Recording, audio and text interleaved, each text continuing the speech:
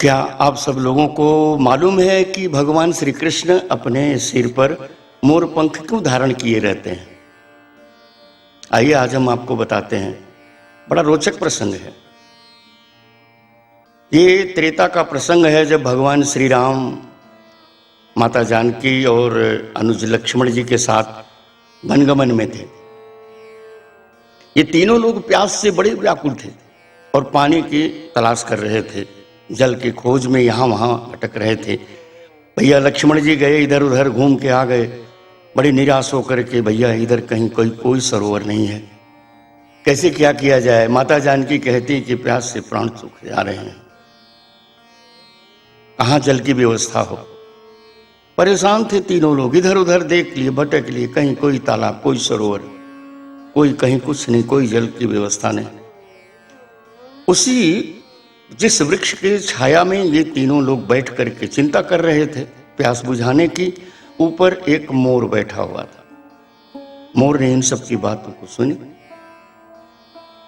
उसने भगवान से कहा कि प्रभु, अगर आप हमें आदेश दें तो हम आपको बताएं कि सरोवर यहां से कितना दूर है, किंतु आप लोग पहुंचेंगे कैसे? इस निर्जन वन से निकलना बड़ा मुश्किल है। प्रभु श्री राम ने कहा कि कैसे बताओ?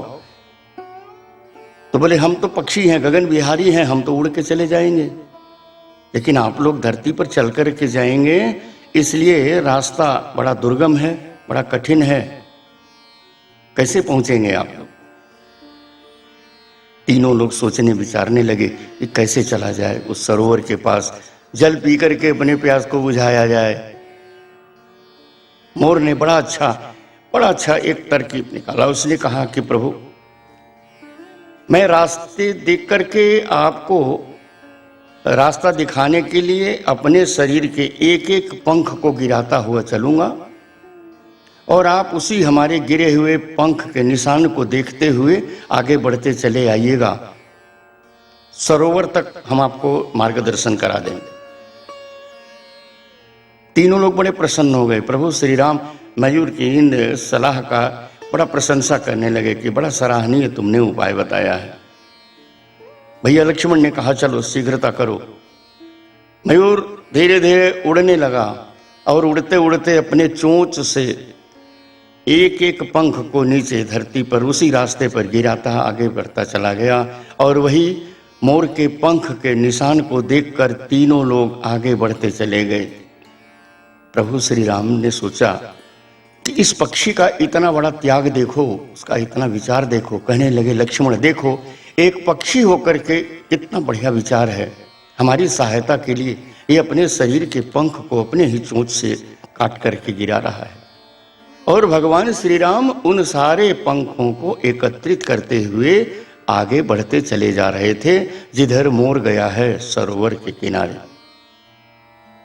चलते चलते चलते चले गए और ये देखिए विडंबना कि जब सरोवर के किनारे तक वो मोर पहुंचा तो उसके शरीर के सारे पंख निकल चुके थे, सारे पंख गिर गए थे, पूरा शरीर पंख विहीन हो गया था और बिल्कुल लाचार होकर के मोर वहां सरोवर के किनारे पड़ा हुआ करा रहा था। पूरा शरीर रक्त से लथपथ हुआ पड़ा था, रक्त रंजित शरीर लेकर के वहां पड़ा था, राम राम जप कर रहा था।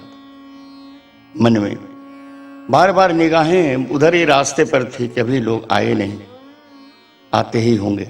और इधर प्रभु श्री राम लक्ष्मण माता जानकी प्यास से व्याकुल होकर के और प्रभु श्री राम एक एक पंख को उठा करके इकट्ठा करते हुए आगे शीघ्रता से बढ़ते चले जा रहे हैं। जल्दी अभी पता नहीं कितना दूर है। चलते चलते पहुंच गए। जब सरोवर के किनारे पहुंचे तो वहां देखे रक्त रंजित पूरा शरीर मोर पड़ा करा रहा था। भगवान श्री राम मोर पंख को जो इकट्ठा किए थे रख करके उस मोर को अपनी गोद में उठा करके, जैसे जटायु को गोद में उठा करके लिए थे। ये जटायु के यहाँ पहुंचने के पहले मोर से भेंट हुआ था, ये ध्यान रखना है। एक पक्षी से पहले मुलाकात हुआ है और दूसरे मुलाकात में जटायु जी मिले जब माता जानकी का हरण हुआ था, उनके हरण के पश्चात। और यहाँ माता जानकी साथ में थी। अन्य प्रसंगों में मिल जाएगा आपको ये कथा। उसमें प्रभु श्री राम जब मोर को अपने गोद में लेकर के सहलाने लगे अपने कमल से, और मयूर कितना सुख का अनुभूति, कितने आनंद की अनुभूति कर रहा था। देवलोक से सारे देवी देवता इस दृश्य का दर्शन करके अघाते नहीं थे, पुष्पों की वर्षा कर रहे थे। धन्य है मयूर। प्रभु श्री राम ने पूछा कि हे मयूर, हमारे ऊपर उपकार करने के लिए तुमने इतना बड़ा कष्ट सहन किया कि आज तुम अपना शरीर त्यागने की स्थिति में हो। अगर तुम कहो तो हम तुम्हें अमर बना दें। मयूर करुणा भरे स्वर में कराहते हुए प्रभु श्री राम से बोला, प्रभु, जिसका नाम अंतिम समय में जिह्वा पर नहीं आती, वो साक्षात हमारे सामने खड़ा है, और मेरा कितना बड़ा सौभाग्य है कि मैं उसकी गोद में अपना शरीर त्याग रहा हूं। मैं क्या करूंगा अमर होकर के? वही करूंगा जो मैंने अपने पूरे जीवन में किया है, वही मुझे करना पड़ेगा। ये जो पक्षी का स्वभाव, जो जीव का स्वभाव होता है, वही कर्म करना पड़ेगा। इसलिए प्रभु, मैं आपसे कहता हूं कि बस आपके शरीर, आपके गोद में ही मेरा ये शरीर छूटे। मुझे अमरता के पद की कोई आवश्यकता नहीं है। प्रभु श्री राम ने कृपा करके कहे कि मयूर, एक बात तुम बताओ कि तुमने अपने शरीर का त्याग करके, एक शरीर का त्याग करके हमारे 3 लोगों के प्राणों की रक्षा किए हो, सरोवर तक पहुंचा करके, और 3 लोग हम रघुवंशी हैं, हमारे ऊपर यदि कोई ऋण करता है, कोई उपकार करता है, तो वो हम उसको ऋण के रूप में स्वीकार करते हैं। तुमने जो उपकार किया है, हम 3 लोग तुम्हारे ऋणी रहेंगे।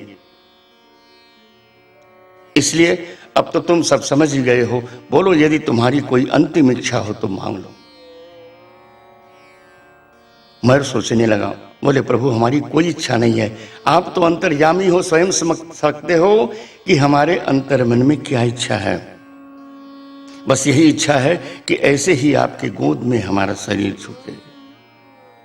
प्रभु श्री राम ने कहा कि ठीक है, बड़ा उच्च विचार है आपका, लेकिन मैं आपको वचन देता हूं कि जिस मयूर पंख के, जिस तुम अपने इस पंख को त्याग करके अपने शरीर को छोड़ रहे हो, ये हमारे ऊपर, इस रघुवंशी के ऊपर आपका ऋण रहेगा।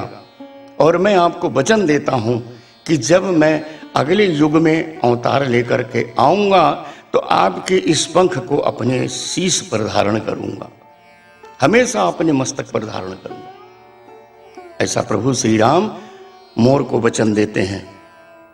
एक तो ये कारण। अब दूसरा कारण आज के परिप्रेक्ष्य में देखें। हम जाते हैं मथुरा वृंदावन की यात्रा करते रहते, वहां देखते हैं कि मयूर पंख बिकता है।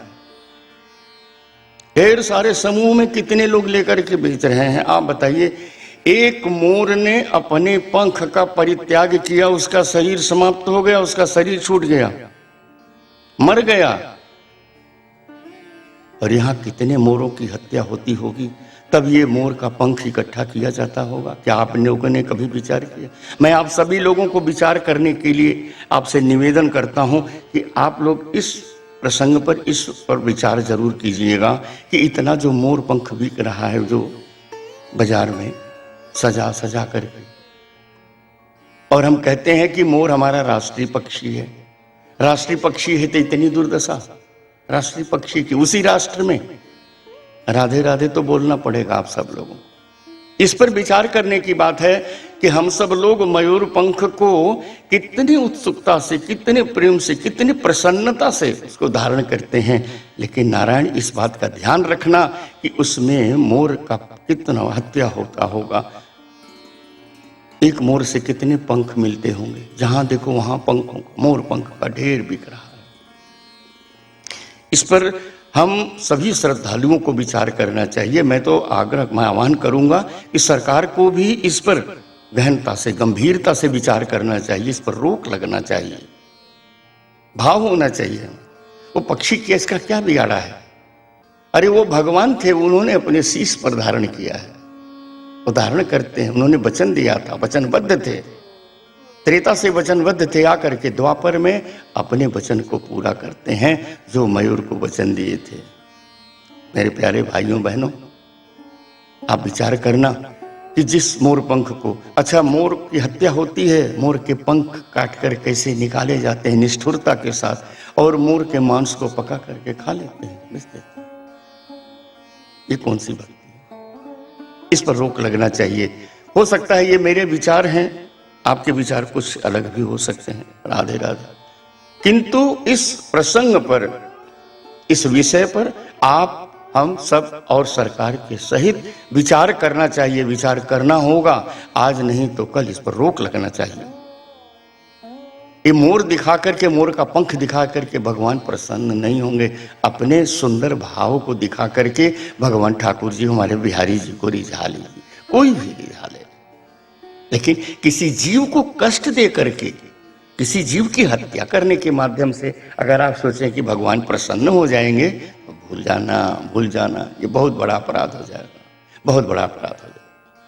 बोले वृंदावन बिहारी लाल की।